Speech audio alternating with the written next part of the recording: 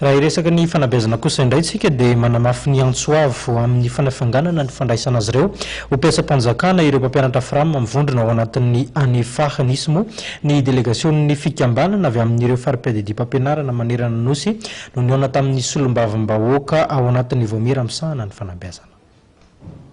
Mahatsiaro tena ho atao akilabao ireo mpampianatra frama manoloana ny fanapahan-kevitry ny ministera ny fanabeazam-pirenena amin'ny anomezana tombon-dainy ireo mpampianatra avy navita fianarana avy amin'ireo CRENFP eo amin'ny fandraisana mpiasa-panjakana vaovao. Namafisin'izy ireo fa ny mpampianatra frama izay mandrafitra ny 900 mahery ny mpampianatra amin'ny manerana Madagasikara no isany mandray anjara lehibe amin'ny fampidionana sekoly sy ny fanabeazana ny zanaboaka malagasy. Ireo nivoatra tamin'ny fivoriana nitanterahan'ireo solitena ny fikambanan'ny mpampianatra frama anefa avy amin'ireo fari-piadidia fampianarana manerana nosy ny asabotsy teo.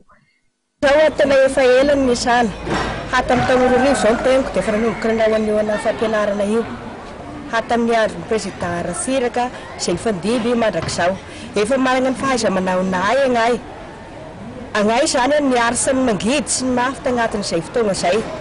Tao zany ny asan-dahalo izay ny aretana sy ny andraisana ny fampianarana. Tao zany ny sy fandraisan-karama. Tao zany ny aretina samy hafa nahazo anay. Ny zanakay metra frama moa dia tsy tarona koa fa dia efa betsaka ny samy anasa nefa ny zanakavoaka malagasy zany dia ampianarinay. Tena mizaly agnay.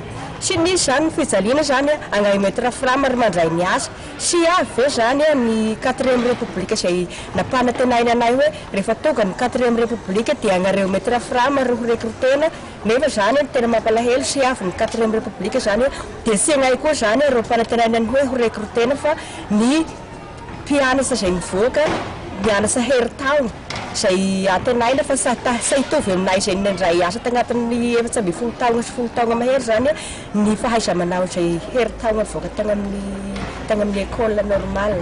Fanapahan-kevitra noraisin'ny ministera tsy ankasitrahan'ireto mpampianatra frama reto ihany koa ny famerana ny fandraisana mpampianatra mpiasa-panjakana ho latsaky ny 220 taona. No marin'izy ireo fa maro amin'ireo mpampianatra no antitra teo mpanaovana diasy ity ary tsy vitsy amin'izy ireo no efa nanomboka nampianatra tany amin'ny taona 927. Antso ataon'izy ireo ny atefa tamin'ny tompon'andraikitra moa ny andraisan'ireo mpampianatra frama efa niasa taona no maro ho lasa mpiasa-panjakana. Nangataka ny ampitomboana isan'ireo mpampianatra frama mahazo fanampiana avy amin'ny fanjakana ihany koa izy ireo satria dia 300 monja amin'ireo mpampianatra frama manodidina 7 eto Madagasikara no mahazo tombotsoa amin'izany hatreto.